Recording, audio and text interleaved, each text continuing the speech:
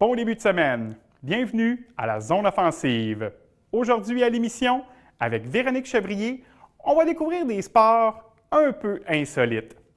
Avec Josh Jesse, on va découvrir le parcours qu'un jeune doit avoir pour réussir à atteindre son rêve d'un jour jouer dans les professionnels.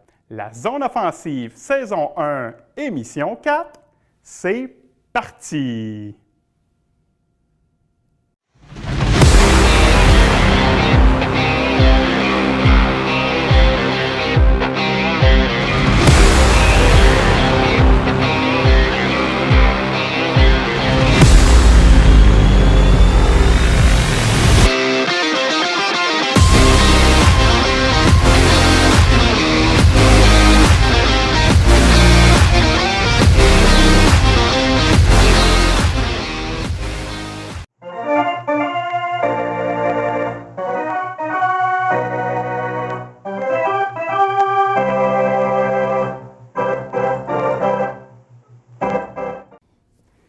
Cette semaine, Véronique Chevrier va nous présenter des sports auxquels on va vraiment se poser la question, est-ce que c'est un sport? Véronique, salut! Bonsoir François, bonsoir. Pour reprendre une phrase célèbre d'un film culte, le sport, c'est pas une raison pour être bizarre. Bon, OK, j'avoue, c'est pas ça pantoute la phrase, je l'ai adaptée, je l'ai librement adaptée. On pense au sport, on va parler de hockey, de soccer, de mini-pot. On a les références qu'on a. Hein, Mini-pot. Birdie! Et voilà. Mais au-delà de ça, il y a tout un univers inattendu de sports insolites. Et là, moi, j'avais envie cette semaine de faire un palmarès de sports qu'on dit étranges, disons-le ainsi, des sports insolites, inusités. On va y aller pour un Qu'on top se demande 3. qui a pensé à ça. Oui, surtout. Hey, mais des fois, j'ai des réponses à ça. Qui a pensé à ça? Alors, c'est un petit top 3. Si vous connaissez déjà ces sports et activités, je ne sais pas quoi dire, à part bravo pour votre connaissance élargie. Probablement que votre vie est bien remplie. Oui, mais vous avez le temps de faire des belles recherches. Dans mes recherches, justement, farfelues, un des sports qui revenait toujours dans la tête de liste des sports les plus insolites, c'est le chess boxing. On n'est plus au chess bras. Non, puis pas de chess dans le sens de poitrine, chess dans le sens d'échec, de jeu d'échecs. Mais quel curieux mélange, honnêtement. C'est un sport qui existe pour vrai, c'est un sport hybride et vous l'aurez deviné, ça joint la boxe anglaise et le jeu d'échecs. À bas les stéréotypes. Tu viens de me mettre knock-out. À bas les stéréotypes et pourquoi pas amalgamons l'uppercut et le déplacement du cavalier. Parce que dans le fond, qu'est-ce qu'il y a de plus semblable qu'un ring de boxe et un échiquier? Hein? Tous les deux, Même combat. c'est de forme carrée. Alors, régalons-nous, on va regarder un petit extrait de ce chess boxing.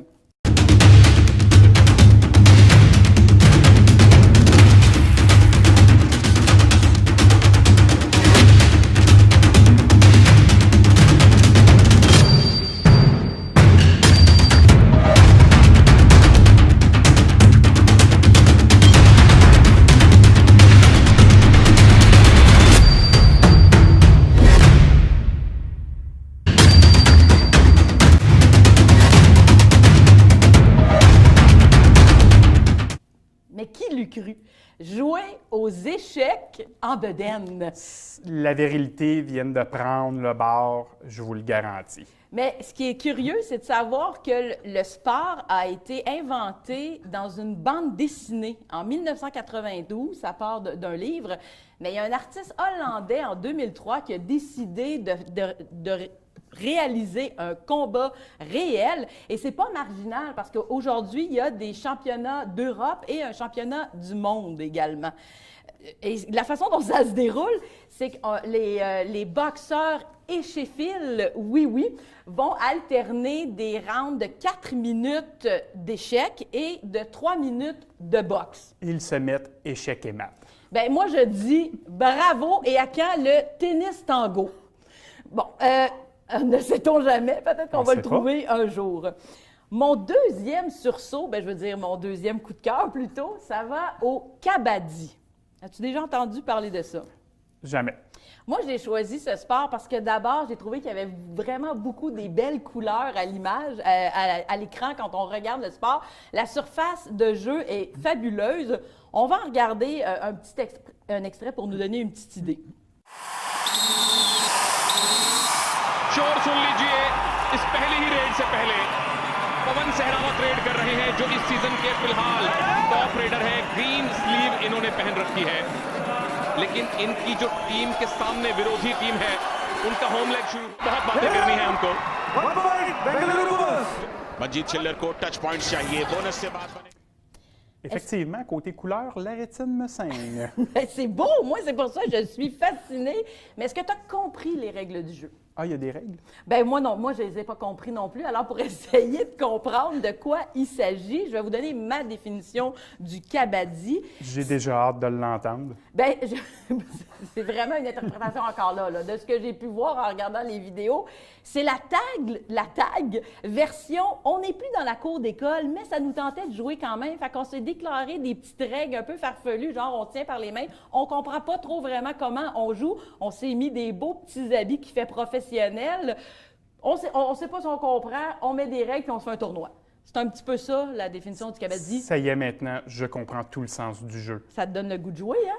Quand est-ce qu'on se part une ligue? Bien, c'est drôle parce que je suis à veille de lancer ça au Québec, mais c'est super populaire en Inde. Ça joue également dans une bonne partie de l'Asie du Sud et l'Asie du Sud-Est. Quand et là, même? Oui, puis c'est vraiment populaire. Quand on regarde des vidéos, si vous avez la chance d'aller en regarder plusieurs, là, vous allez voir, les foules sont On vient de le voir, en délire. Là, on vient de le voir à l'écran, là, les gens qui sont vraiment captés sur le terrain à voir ce qui se passe. C'est du sérieux et les joueurs, c'est des vedettes, ce sont des athlètes de kabaddi. Il y a probablement juste nous autres qui trouvent ça un peu moins sérieux au Québec. Peut-être, on ne le critique pas, c'est juste qu'on est moins habitué. Mais je vais essayer de décortiquer un peu les règles du jeu, la façon dont ça fonctionne pour qu'on comprenne. C'est qu'il y a 2 équipes de 7 joueurs qui s'affrontent sur le terrain.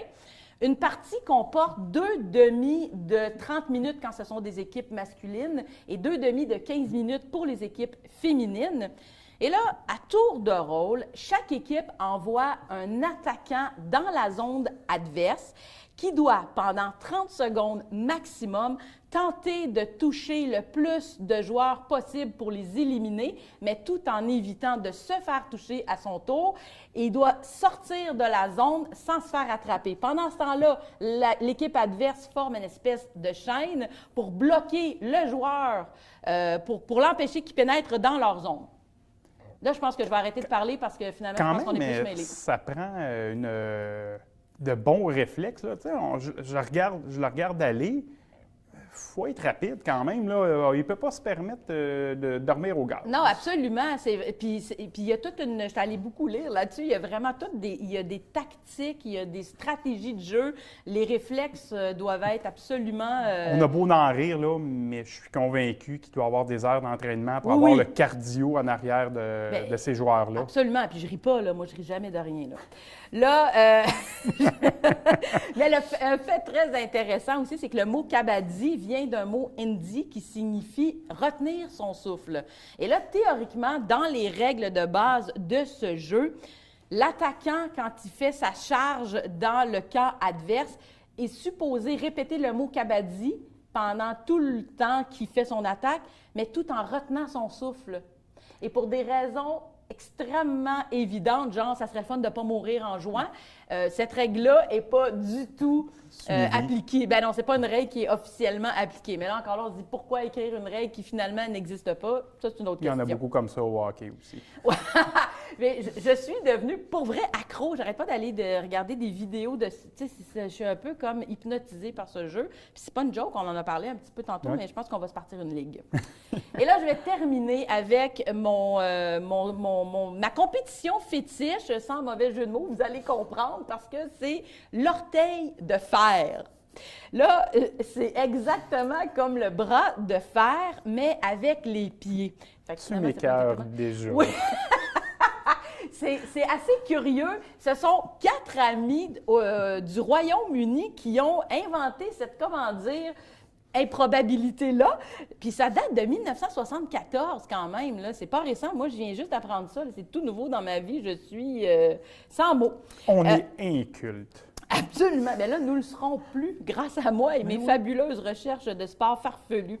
Alors, la façon dont ça fonctionne, c'est une épreuve où il y a 2 gros orteils adversaires, parce qu'on sait très bien qu'un gros orteil ne peut pas sentir un autre gros orteil. Bon, je m'égare. Donc, non, l'objectif, c'est de plaquer le pied de l'adversaire sur une espèce de petite planche en bois qui est posée dans ce qu'on appelle les limites du terrain, mais tout ça en ne forçant seulement que du gros orteil. Mais là, je dirais... Quel défi d'importance capitale. Vraiment, une image vaut 1000 mots, hein, fait qu'on est mieux, je pense, de regarder. Je vais me taire, ça vaut la peine de regarder, ça va décrire 100 fois mieux ce dont il s'agit. On regarde. Et puis quand on regarde juste le visage du concurrent actuellement, là, il y a plusieurs hypothèses quant à la nature exacte de son activité nous passent par la tête. Je vous laisse... On ne lui posera pas la question. Non.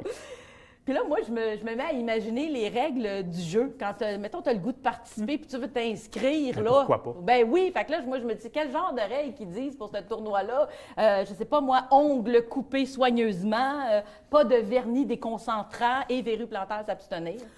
Moi, je suis dubitative. Mais sérieusement, depuis que j'ai fait ces recherches-là, maintenant, à chaque fois que je vais cliquer en quelque part sur Internet, j'ai tout le temps des liens qui me mènent vers des articles de foulure de pieds ou de cassure d'orteils. Mais comme on dit, un orteil averti en vaut 2. J'adore. Tu ne pourras pas dire que tu n'auras pas eu des avertissements à ne pas faire attention pour ne pas te fouler le pied. Ben voilà, je suis... mes gros orteils sont avertis. Tu seras averti. Merci Véro. Encore une fois, on a découvert des jolis sports. J'espère que vous allez aller les regarder. On va pouvoir se partir éventuellement à une ligue de... Kabaddi. J'ai déjà mon Kabaddi. équipement, en fait, mon costume. Tu as ton chandail. Ben oui. Et voilà. Merci Véro.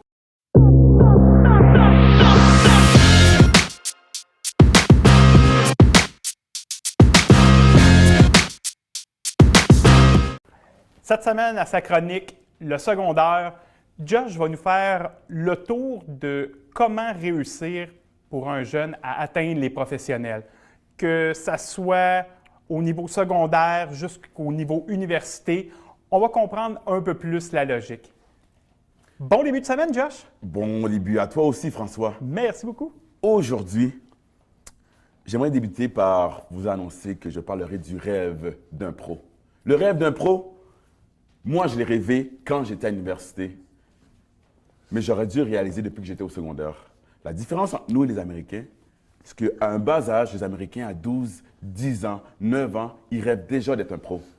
Ils sont déjà beaucoup plus encadrés aussi Ben oui. pour atteindre Exactement. ce mindset-là. Exactement, mais présentement, si le jeune Québécois ou le Canadien, depuis son bas âge, depuis au secondaire, rêve déjà d'être un pro, juste ça change sa routine. Juste ça lui permet de s'approcher de son rêve. Au secondaire, le football, tu es un jeune, tu peux faire plusieurs sports. Donc, c'est le temps de le faire.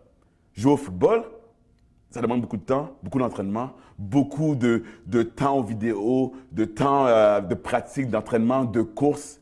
Donc, un jeune au secondaire qui aspire à devenir un joueur pro doit présentement s'entraîner fort, fort, fort. C'est la première chose à faire. Qui aime s'entraîner. Il doit avoir le mindset Ben oui, de vouloir dire, moi, mon objectif, c'est d'être un pro un jour. ben oui. Parce que je l'ai appris en fin de ma carrière. Ton corps, c'est ça qui permet de travailler et jouer dans le sport. Donc, si le jeune, dès son bas âge au secondaire, puis peut commencer à s'entraîner et à build un athlète, il s'approche de son rêve. Mais au secondaire, tu sais, c'est pas ça qui va déterminer aussi si tu fais les pros. C'est quand tu vas arriver à l'autre niveau au cégep. Plusieurs de mes compatriotes ont eu la chance d'avoir une bourse pour aller aux States. Je le dis encore à mes élèves ou à plusieurs personnes, si tu as la chance de jouer aux States avant d'aller au cégep, vas-y. Pourquoi? Parce que tu es plus proche de l'Américain. Tu es plus proche des yeux de la NFL. Mais si jamais tu n'as pas la chance d'aller dans les universités ou dans les collèges aux États-Unis, jouer dans une bonne école au cégep, genre le Vieux-Montréal, François Hervis Garneau, des grosses écoles qui ont le football comme Priorité. priorité, serait la meilleure façon pour un jeune de s'approcher de son rêve québécois, de son rêve d'un pro. Si je comprends, tu as plus de chances d'atteindre les pros en s'expatriant finalement aux États-Unis qu'à rester ici. Ben oui. Fait qu'un Québécois aujourd'hui ou un Canadien qui a l'objectif, le rêve d'être pro, s'il a la chance d'aller aux États-Unis, Vas-y, vas-y. tout de suite, vas-y. Puis j'allais même dire, même si c'est une poche équipe. Je le ferai avec toi. Je crois que même une poche équipe, je paraplégie des universités américaines, si tu vas dans une division 3, pour les Américains, est meilleure qu'une université Carabin ou l'Université de Montréal ou l'Université Laval. Pourtant, à nos yeux, ils sont plus faibles.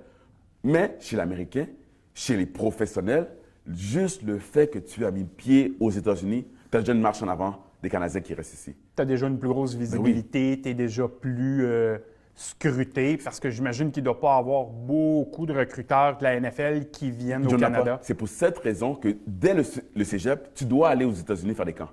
Je suis allé une fois dans un camp aux États-Unis, en Floride. C'est des petits jeunes. Durant l'été, il faut que tu prends le maximum de temps dans le football.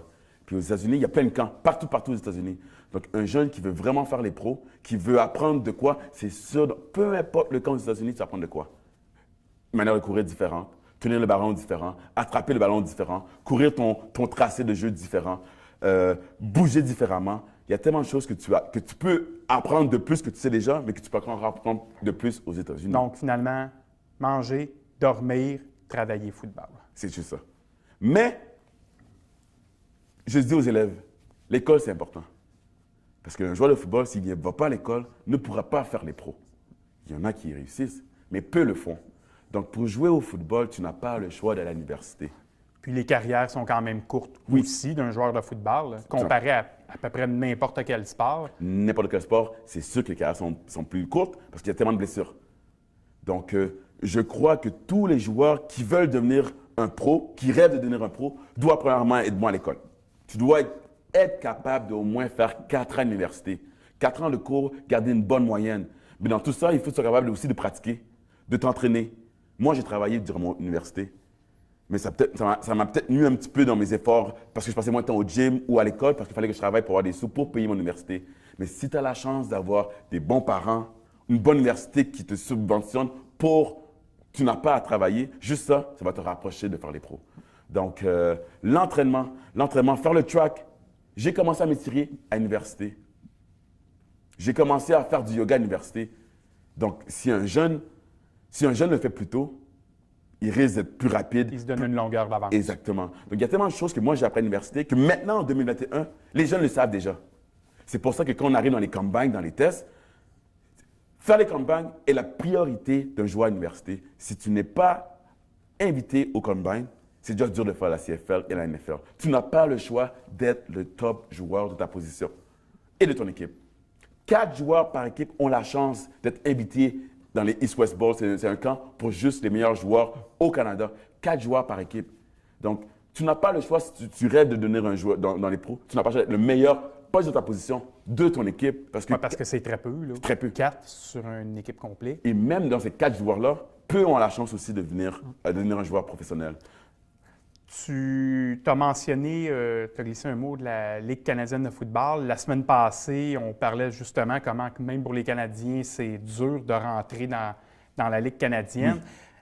Par rapport à la NFL, est-ce que les critères pour réussir à rentrer dans la Ligue canadienne vont être différents que dans la NFL? Ils sont vraiment différents. NFL, premièrement, tu dois être bon sur papier. Ils veulent savoir, si tu joues au line ou si tu joues D-line, est-ce que tu es un 300 livres de 6 pieds 4? Je m'en fous si tu es un bon joueur. Je veux savoir si, sur papier, tu mesures telle affaire ou tu pèses tel poids. Ils vont aller sur une mensuration, taille-poids. NFL, ils n'ont pas le choix. Il y a tellement de joueurs NFL qui n'ont pas le choix de faire ça pour réduire le nombre, pour être plus facile à juger et à tester. Tandis que CFL, j'ai dit aux jeunes, certaines positions sont réservées pour les Canadiens. La ligne offensive, si tu es un joueur offensif, O-line, offensive, tu as des grandes chances de jouer dans les pros. Tu peux être moyen, Mais juste le fait que tu joues ligne offensive, tu as des grandes chances de faire les pros. Si tu joues défensive, ligne défensive, tu as encore plus de chances que le secondaire ou le running back, parce que c'est ça qu'ils recherchent présentement. Les gros bonhommes en avant, la D-line et la O-line. Deuxièmement, ça revient à ce qu'on disait la semaine passée, où il n'y a pas beaucoup de quart arrière canadiens, il n'y a pas beaucoup de receveurs, il n'y a pas beaucoup de running back canadiens dans la ligue. Il y a beaucoup de O-line, il y a beaucoup de D-line. Donc, ligne offensive et ligne défensive. Oui. Puis deuxièmement, unité spéciale. On oublie qu'unité spéciale fait partie de 1/3 du football. Il y a l'offensive, il y a la défensive, mais les unités spéciales, c'est ça qui fait des fois la différence si l'équipe gagne ou il perd. Donc moi, jouer universitaire, je ne vais même pas jouer une unité spéciale. Mais je le regrette parce que c'est ça, j'ai gagné ma vie comme ça dans les pros. Donc à tous les joueurs qui rêvent de faire les pros, jouer directement tout de suite une unité spéciale. Parce que les coachs regardent tout de suite ça. Oui, tu es un joueur défensif, oui, tu fais plein de paquets, mais est-ce que tu joues une unité spéciale? Est-ce que tu es capable de courir un 40 verges? Est-ce que tu es le gars qui va bloquer pour son retourneur? Donc, si tu veux te rapprocher des rêves, trouve des moyens qui vont attirer des coachs à te choisir. Rouvre-toi des portes plutôt que t'enfermer et de rester, on va dire, borné à vouloir jouer quart arrière, puis de risquer de ne pas vivre ton rêve finalement. Exactement. Quand on parle de rêve, on comprend de ce que tu nous dis que le rêve des pros est possible. Il est autant possible dans la Ligue canadienne que dans la NFL. Et justement, cette année, au dernier repêchage de la Ligue canadienne, il y a eu un nombre record de joueurs canadiens repêchés. 4 joueurs. 4 joueurs ont été repêchés cette année. Dont un joueur que j'adore énormément, qui vient de mon école secondaire et de mon école cégep, Benjamin Saint-Just. Benjamin Saint-Just, 3e round, a été choisi par les Washington. Il sort d'ici, c'est un gars de Fabreville, un Haïtien, qui sort d'ici. Ce qui est quand même impressionnant de Benjamin, c'est que oui, il s'est expatrié aux États-Unis, mais il a joué 1 an pour Michigan, 2 ans pour le Minnesota. Oui, il a joué, mais il s'est fait regarder, il s'est fait voir. Peu importe comment ça s'est passé à Michigan, il est allé à Minnesota et il a bien fait. Il a fait partie, il a eu la chance d'aller au Senior Bowl. Le Senior Bowl, c'est les joueurs comme au Canada qui sont invités pour faire les pros, puis il en faisait partie. Donc, Benjamin Saint-Just est un des joueurs qui donne la chance aux rêves québécois de dire oui, je peux le faire parce que lui l'a fait, je peux le faire. Un Québécois peut enfin rêver. Puis, je veux dire, Benjamin l'a fait, mais il y a d'autres Québécois aussi qui l'ont fait par le passé. On va continuer dans ta liste des joueurs repêchés cette année. On a eu aussi Josh Palmer, l'Ontarien, a joué pour le Tennessee, repêché par les Chargers cette année. Bon receveur, fait très bien, court vraiment vite, il commence à jouer, puis il fait bien. Donc, je suis vraiment content de lui. Mais le joueur que je voulais parler, parce que Josh Palmer, je suis vraiment content pour lui, c'est Chuba. Chuba, le running back de Alberta. Il a fait des records que jamais d'autres personnes n'ont fait. Toute une saison aussi. En 2019, on parle 13 matchs dans sa saison, 2000 verges par la course, 21 touchés. Ça a été une saison de rêve pour lui. Oui. Puis c'est pour cette raison qu'il a été choisi le top canadien de 2021 de la saison. Il a reçu le trophée de John Cornish, qui est attribué au joueur qui a dominé parmi les Canadiens. Donc, juste recevoir ce trophée-ci montre comment il était vraiment bon. Il a la chance de jouer pour la CFR. Il aurait pu... Calgary l'ont choisi. Oui, effectivement. Oui. Mais avec son équipe présentement, les Panthers, il fait très bien. Il y a eu des portées. Puis devant lui, c'est un des meilleurs porteurs de ballon, Christian McCaffrey, un des meilleurs joueurs de la NFL. Donc, c'est tant mieux pour lui. Il a la chance d'apprendre d'un très bon joueur. Donc, je suis vraiment content pour lui. Je trouve ça quand même impressionnant de voir que la NCAA, qui est 100% américain, ont un trophée remis pour le meilleur joueur canadien. C'est quand même impressionnant. C'est prêt? Oui. Oui, c'est l'est. Mais en même temps, c'est un bon trophée parce que si je l'avais reçu, j'aurais été super content, même si c'est John Cornish. Finalement, le dernier joueur qui a été repêché cette année, Javon Holland. Lui, là, il a le record. C'est le premier joueur repêché le plus tôt depuis la NFL dans le top canadien. Il a été choisi le deuxième round, 36e pick, premier de sa position. Il joue en défensive, safety. Donc, le premier joueur de sa position. Donc, chapeau. Les Dolphins ont fait un bon choix. En fait, un très bon choix. Il joue bien, il continue, il a une bonne défensive, qui continue à faire ce qu'il fait. Il montre aux Québécois que si tu crois en toi, si tu travailles fort, à un moment donné, ça va payer. Merci, Josh. Merci à toi, François. On se revoit la semaine prochaine. À la semaine prochaine.